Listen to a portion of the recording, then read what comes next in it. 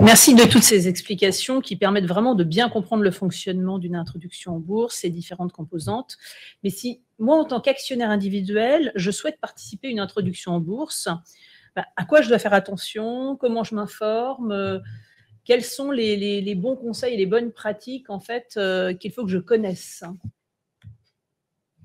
Alors, parmi tous les points d'attention, il faut déjà regarder les différentes sources. Il faut s'informer. Donc, quelles sont les sources d'information qui sont à la disposition des investisseurs?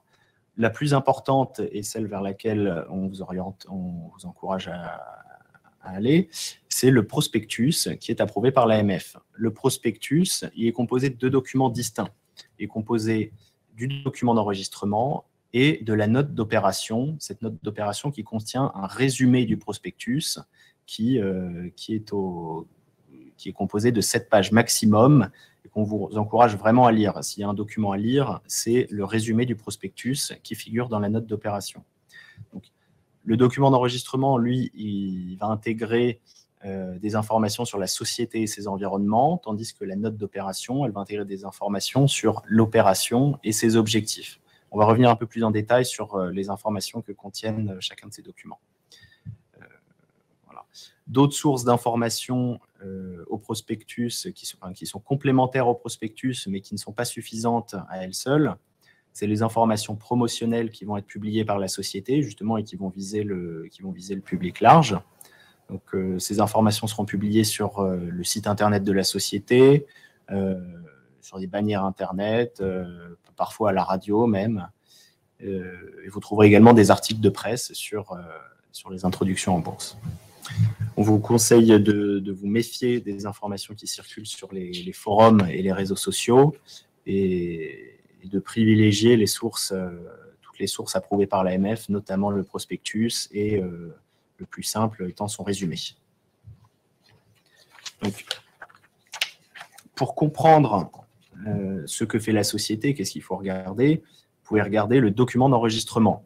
Ce document d'enregistrement va comprendre les informations qui figurent sur cette page, et notamment les sujets qu'il faut regarder en priorité sont la présentation des activités, le marché sur lequel intervient l'entreprise, les tendances de ce marché, l'environnement concurrentiel de l'entreprise, sa stratégie, quelles sont ses données financières, où est-ce qu'elle en est en termes de chiffre d'affaires, de résultats, est-ce qu'elle est rentable ou non. Vous aurez les rapports des commissaires aux comptes.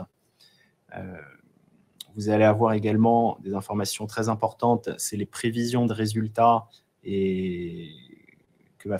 sur laquelle va se prononcer l'entreprise dans ce document d'enregistrement et les confronter aux tendances de marché. Vous allez également avoir les facteurs de risque qui sont susceptibles d'avoir un impact sur la valeur de la société. Les litiges en cours, s'ils existent, se figureront dans ce document. Vous aurez également des informations sur la gouvernance, l'actionnariat de cette société, donc comment est composé le conseil d'administration. Est-ce qu'il existe un pacte d'actionnaires? C'est-à-dire, si vous souhaitez rentrer au capital, vous allez pouvoir regarder s'il existe des actionnaires qui interviennent de concert déjà dans cette société, qui la contrôlent, voilà, toutes ces informations-là.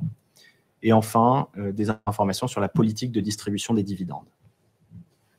Donc ça, c'est pour comprendre la société, des informations à regarder dans le document d'enregistrement. Et pour comprendre l'opération, les informations à consulter sont dans la note d'opération.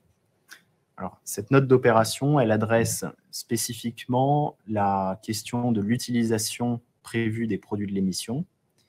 Alors, ces informations figurent également dans le résumé, et l'utilisation des produits de l'émission, c'est vraiment une information centrale du prospectus.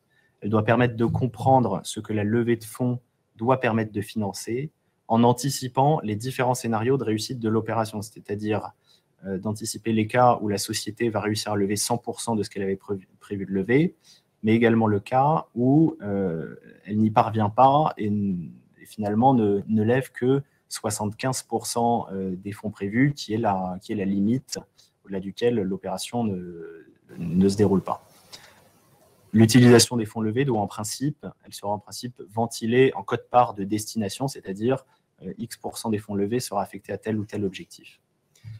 Dans la note d'opération, vous aurez également des informations donc, sur la fourchette de prix, la dilution, l'actionnariat, la répartition de l'actionnariat avant et après l'opération, des informations sur les engagements de conservation de titres pris par les actionnaires historiques, les facteurs de risque spécifiques au titre.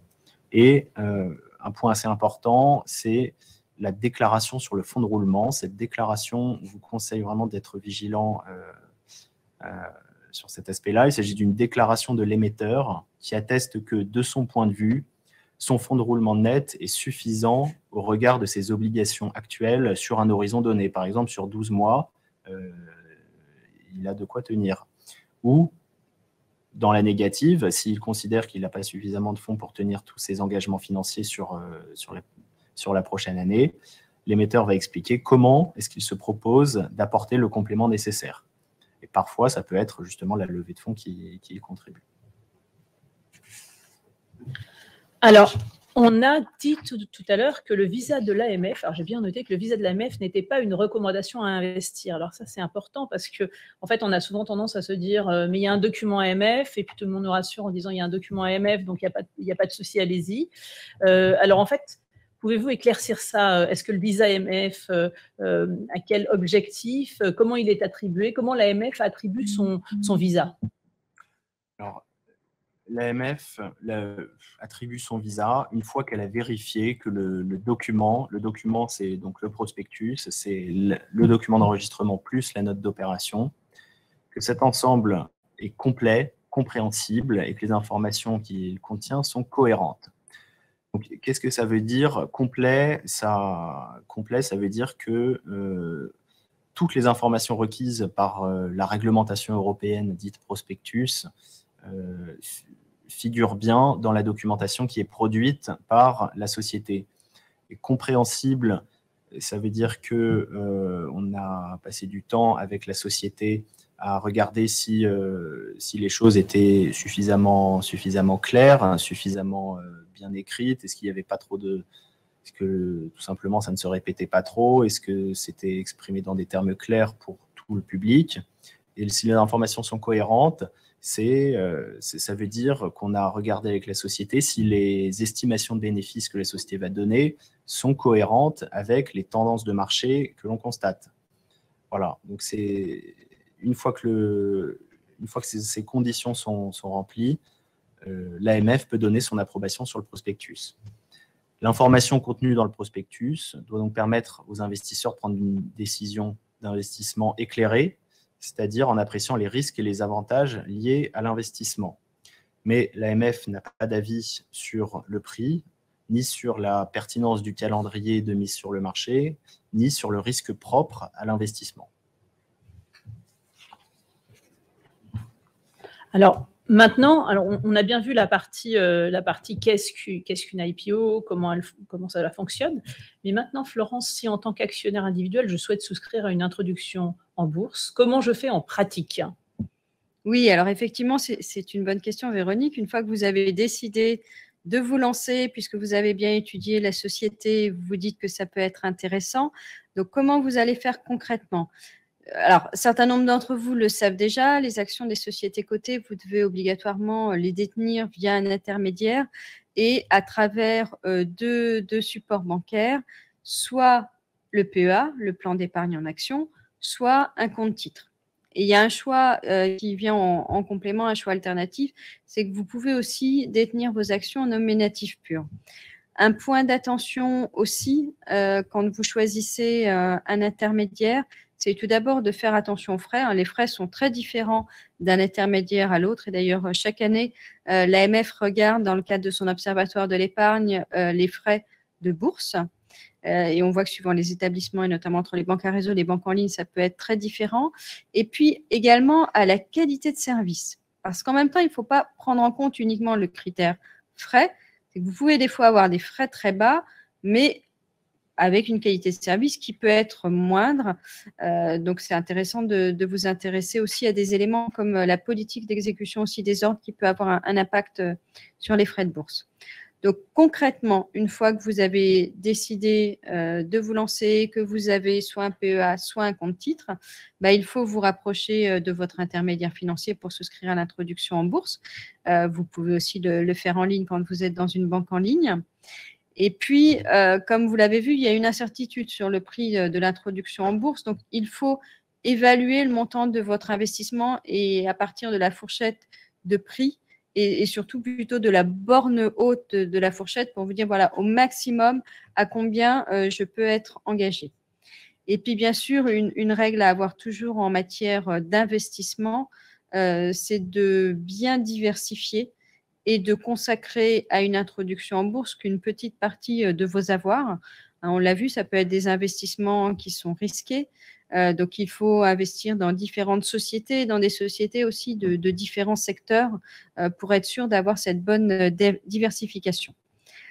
En résumé, donc sur notre partie, avant de passer la parole à Véronique, donc vous avez vu que les introductions en bourse, elles répondent à des besoins variés de la part des entreprises. En tant qu'investisseur individuel, vous pouvez donc participer aux introductions en bourse, mais avant de vous lancer, il faut bien vous informer pour prendre votre décision d'investissement. Et donc, s'il y a un point à lire, quoi qu'il arrive, c'est le résumé du prospectus.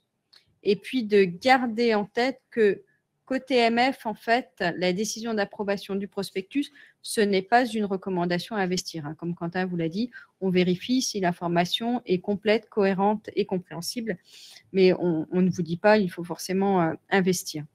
Et puis, une fois que vous avez investi, ça ne s'arrête pas là. En fait, il faut suivre votre investissement au fil de l'eau et donc rester informé sur la société et en allant toujours à la source de l'information. Donc, d'abord, en lisant régulièrement les communiqués de presse, les rapports annuels de l'entreprise. Les entreprises ont aussi souvent des espaces qui vous sont dédiés en tant qu'actionnaire individuel et qui sont une bonne source d'information. Et puis, bien sûr, n'oubliez pas que vous pouvez voter en assemblée générale.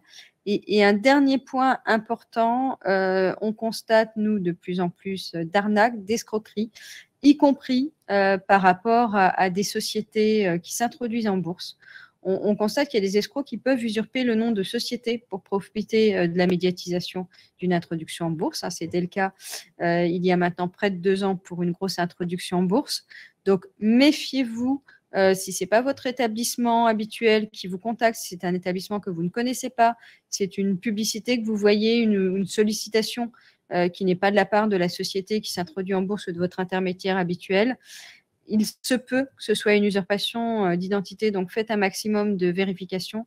Et si vous avez le moindre doute avant d'investir, n'hésitez pas aussi à nous contacter. Et donc, avant de répondre à vos questions, je passe la parole à Véronique pour un mot de conclusion. Alors effectivement, il faut toujours faire attention. Alors l'intérêt des introductions en bourse pour les particuliers, c'est effectivement, ça a effectivement boosté depuis 4 ans, même un peu plus que 4 ans. On dit que l'augmentation que vous verrez sur la slide suivante a pris 352%. Enfin, voilà, quelque chose d'énorme. Effectivement, les introductions en bourse séduisent de plus en plus d'actionnaires individuels. Donc maintenant, il faut faire très attention. C'est-à-dire que derrière, on rappelait tout à l'heure qu'il faut faire attention à ce dans quoi on investit. Il faut bien comprendre. Et après, on peut se dire, il y a des introductions en bourse qui, au début de l'année, ont eu des sursouscriptions énormes. C'est-à-dire que vous avez une société qui a fait x55 par rapport au capital initial qu'elle demandait. Donc, c'est quand même énorme. Alors, ce n'est pas un hasard parce que c'était une société qui travaillait sur le traitement de la maladie d'Alzheimer. Donc, on le verra après. Effectivement, il y a des raisons pour lesquelles les actionnaires individuels s'intéressent aux introductions en bourse. L'engouement, ça traduit un intérêt croissant pour les petites et moyennes valeurs, quand même souvent. Alors, même si dans les intrants en bourse, vous avez des grosses valeurs qui arrivent, il y en a en ce moment également, mais globalement, c'est un intérêt croissant pour ces petites et moyennes valeurs. Pourquoi ? Parce que derrière, il y a une compréhension plus facile de l'activité et du modèle économique. C'est-à-dire qu'on comprend le fonctionnement. Ce n'est pas une holding, c'est une petite société. Il faut remarquer que plus de 25% des participations aux intros en bourse, ça a été des actionnaires individuels.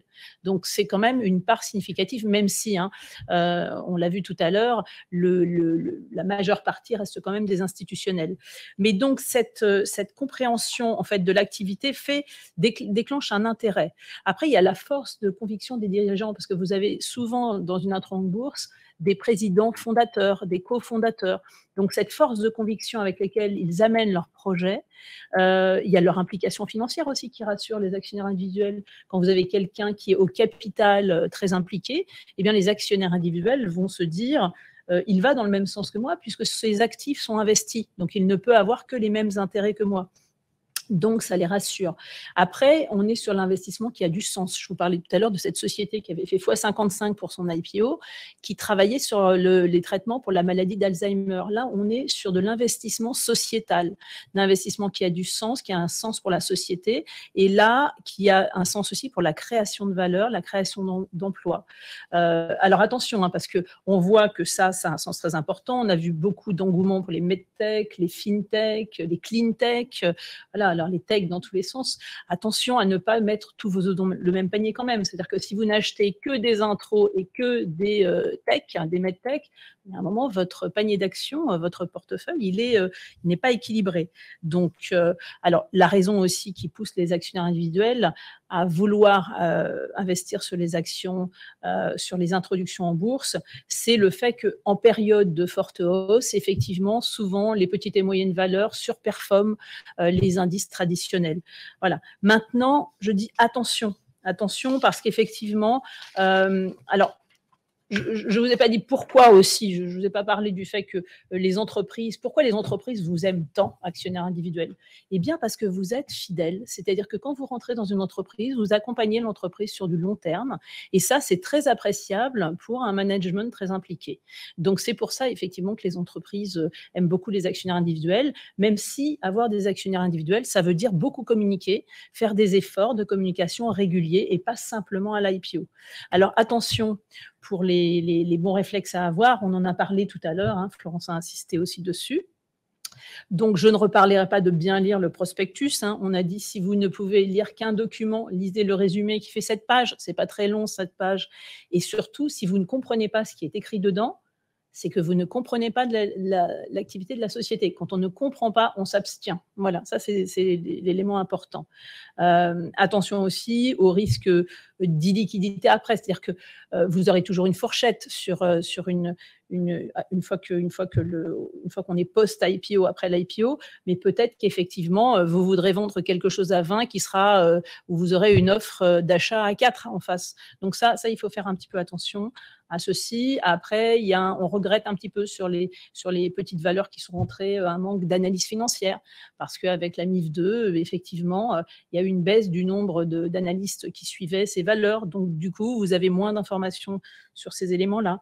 Donc, voilà, il faut, après, dans les éléments dont on a dit, en pré-IPO, à suivre beaucoup, effectivement, on parlait de la fourchette, de soit la surallocation qui va être déclenchée parce que il y a tellement de succès que la société va décider de déclencher une surallocation, ou est-ce qu'elle est amenée à réduire les actifs qu'elle propose? Et alors là, attention, un petit peu inquiétude, peut-être que la société a vu un peu grand.